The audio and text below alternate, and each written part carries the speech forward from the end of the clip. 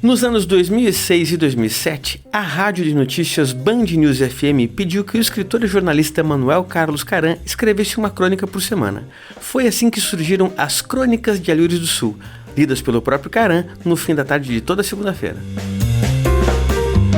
Eu sou Bruno Caram, filho do autor, e trago nesse podcast algumas crônicas e curiosidades sobre elas. 6 de novembro de 2006. A crônica de hoje tem título Monólogo do Sujeito Oculto. Acho bom começar com um pigarro. Que sujeito eu sou? Mas sujeito exige verbo, logo eu penso ser um sujeito indigno de uma frase inteira. Aceito verbo, sim, um verbo, mas somente um verbo. Aceito porque eu preciso de um verbo, a minha profissão necessita de um, mas basta um. O verbo fazer, pronto. Eu sou isso, o verbo fazer. Esse segundo pigarro significa que o monólogo do sujeito oculto foi encerrado com uma frase. O verbo fazer, pronto. Eu sou isso, o verbo fazer. –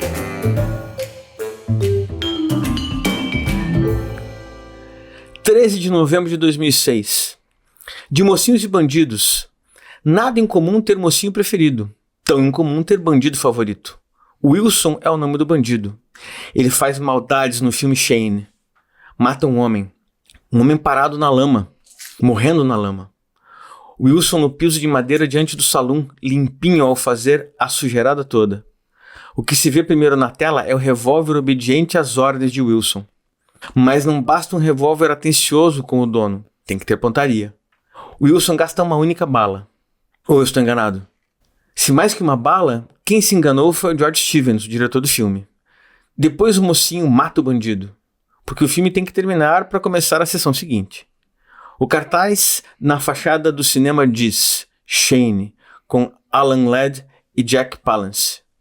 O bandido favorito, porque Jack Palance é melhor bandido do que Alan Ladd é mocinho.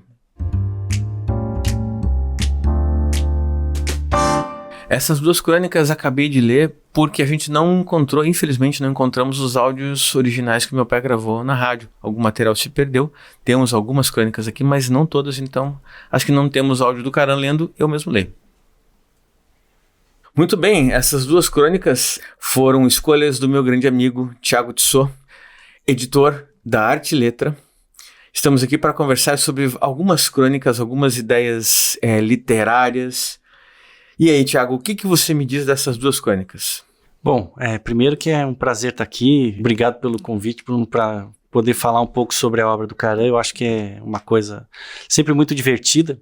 A gente fazia muito isso quando estava nas aulas de contrabaixo e agora estamos fazendo aqui no podcast. Agora fica gravado. Agora é muito legal. Então, eu estava lendo as crônicas e uma coisa que eu percebi que a gente sempre conversava era isso, que o Caram tinha essa coisa de escrever em sequência, mas depois na hora de montar o livro, ele quebrava toda essa sequência e acabava montando de outra forma o final, né? Ele quebrava a própria linha de pensamento e deixava isso tudo fragmentado e fazia aquela mistura, aquele quebra-cabeça que ele sempre fazia.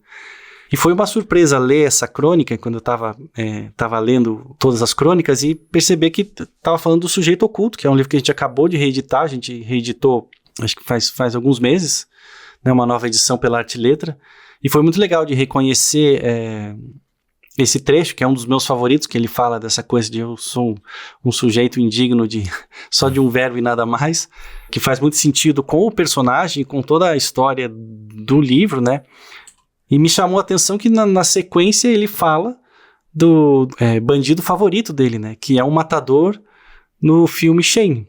E aí você começa a tentar fazer conexões e aquela coisa parece que o sujeito oculto, será que não teve uma certa inspiração nesse bandido favorito dele? Então eu acho que sim, porque eu tenho descoberto que meu pai gostava muito de filmes, né? Mocinho Bandido, coisas que ele devia assistir, eu acho que na infância, adolescência em Rio do Sul. Então isso obviamente impactou bastante. E aí, você falando isso me lembrou de uma outra coisa. Na orelha do livro O Comendo Bolacha Maria, a primeira orelha, quem fez foi o Valêncio Xavier, né?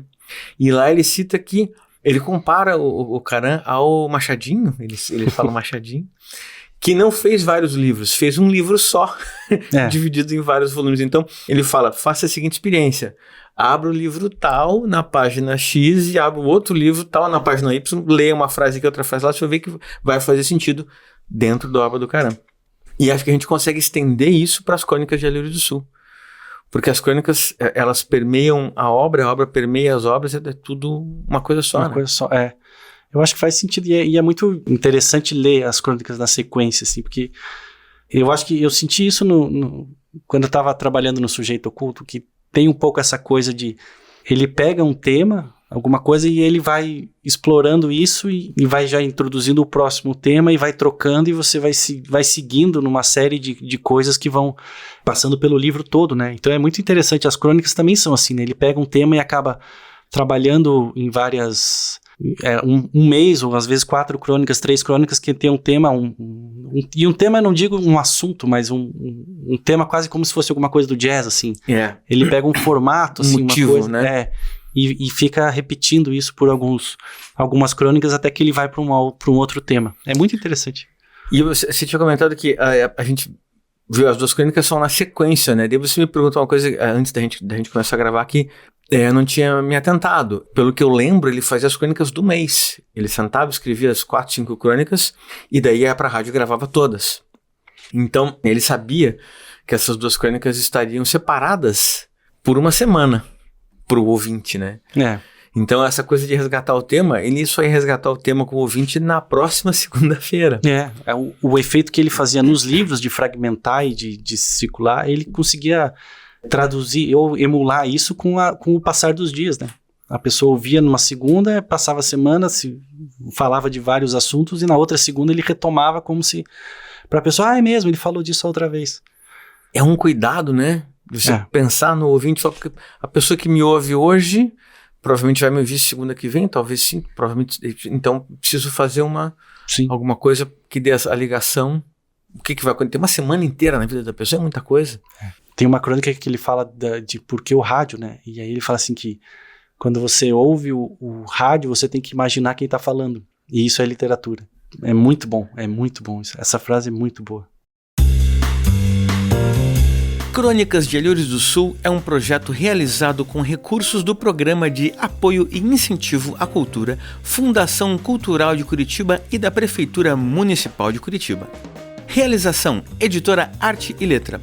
Produção: Cris Nagel. Mediação literária: Carla Vittini. Captação de recursos: Sauí Responsabilidade Social. Incentivo: Universidade Positivo e Colégio Positivo.